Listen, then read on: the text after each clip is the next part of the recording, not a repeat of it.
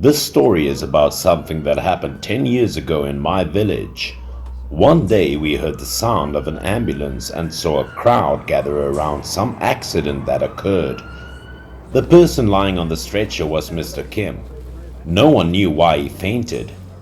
In the early morning, people heard a very loud scream coming from his house. The villagers expressed suspicion, and yesterday they also saw him bring back a very large ceramic jar from somewhere.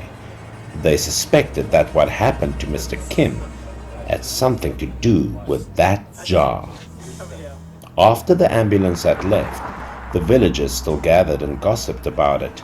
Some even said that Mr. Kim must have encountered some sort of ghost.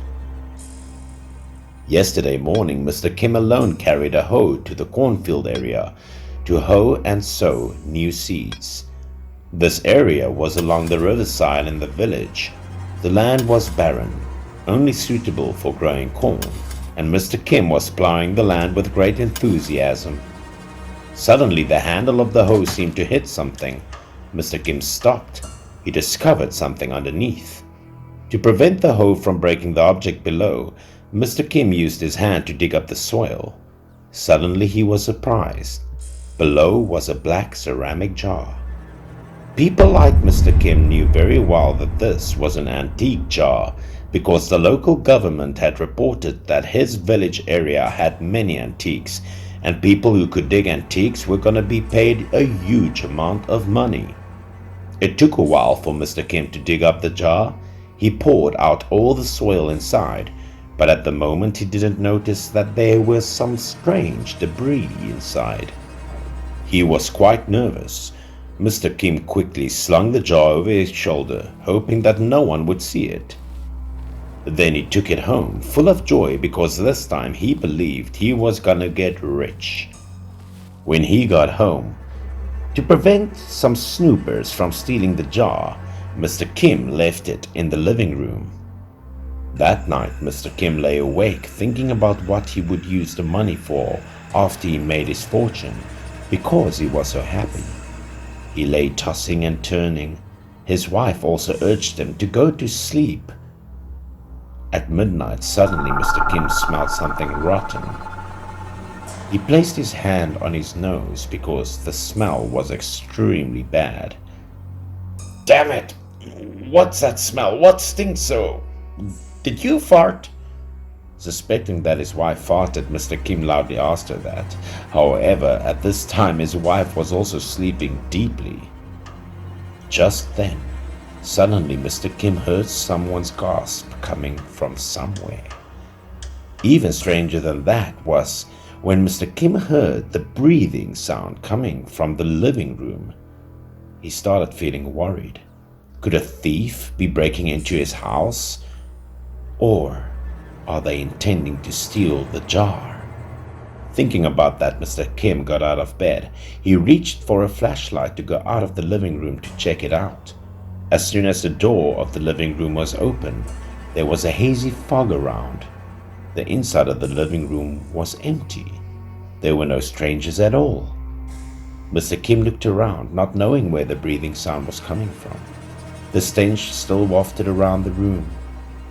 He covered his nose with his hand. The smell was like the smell of a dead rat. He didn't know where it came from. At the moment, suddenly there was a groan from the jar, which caught the attention of Mr. Kim.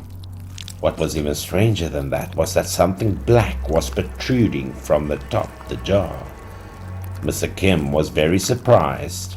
The rotten smell was coming from this jar, but it was clear that when he bought the jar, he had already poured out all the sand and soil inside. At this moment, he felt curious, so he approached the jar to check. Mr. Kim pointed the flashlight towards the jar. What was that black thing that appeared to be protruding from it in the dark?